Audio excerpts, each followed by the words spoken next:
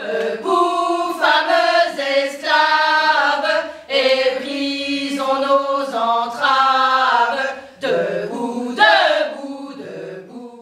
L'édition 2025 de Femmes à l'honneur à Romba s'est poursuivie samedi soir à la Maison de l'Enfance, avec cette fois le spectacle Souviens-toi d'elle, proposé par le collectif Modèle. Le collectif Modèle a été créé en 2014 à la Fédération des foyers ruraux de Moselle.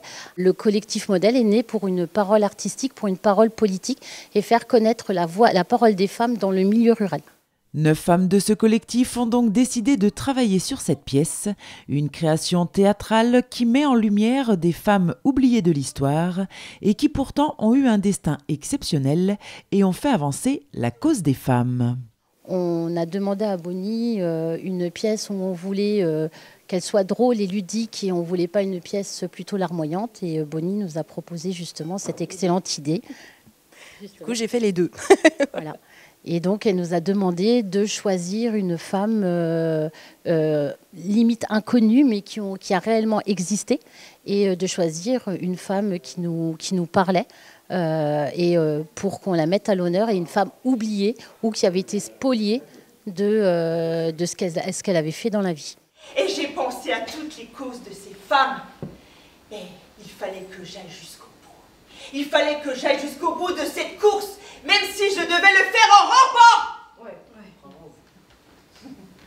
Et vous savez quoi? 4h29 plus tard, je franchissais la ligne d'arrivée. Et j'étais la première femme à avoir terminé le marathon de Boston. Une des plus connues en ce moment, qui a eu un film justement mardi sur France 2, c'est Olympe de Gouges. On a aussi Alice Guy, qui est la première réalisatrice française d'ailleurs, et qui était la secrétaire de Gaumont. On a Lydia Poët, donc une femme avocate italienne, qui a été radiée du barreau parce que c'était une femme. Lydia, mais vous n'avez rien à faire ici, vous n'avez rien à faire ici. Dois-je vous rappeler que vous vous êtes fait destituer de vos fonctions? Vous êtes certainement bien des choses, mais vous n'êtes pas avocate. Parlez tant que vous voulez, ne m'agacez pas avec ces sottises. Je suis la première femme en Italie à être entrée au barreau et honnêtement, je ne le dois qu'à mon travail et à ma persévérance. Vraiment, le mot d'ordre de toutes, c'est à quel point elles ont dû batailler 2 fois plus pour atteindre leurs objectifs. Et puis même lorsque c'était le cas, elles sont tout de même tombées dans l'oubli bien après. Donc on parle effectivement de femmes aussi plus actuelles pour être sûre qu'elles ne tombent pas dans l'oubli, celles-ci.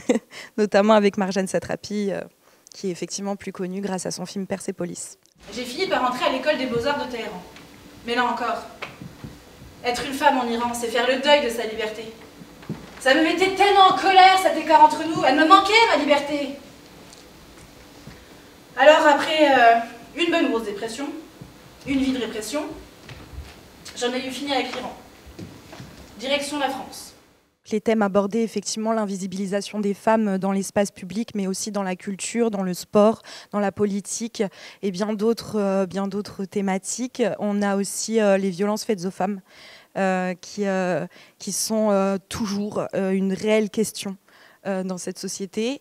Et puis le sexisme, la misogynie, l'invisibilisation, toutes les choses finalement que ces femmes, nous, en tant que femmes aussi, ont subies. Inspirée par l'histoire de ces femmes oubliées et surtout par le vécu des femmes du collectif, Bonnie Colucci-Quidri a souhaité avec cette pièce rendre hommage aux femmes d'hier et d'aujourd'hui. J'ai écrit la pièce en m'inspirant complètement des femmes que j'avais rencontrées, donc du groupe Modèle. Et moi, ce qui m'a frappé le plus et ce que j'ai voulu vraiment retranscrire dans cette pièce, c'est j'ai rencontré des guerrières.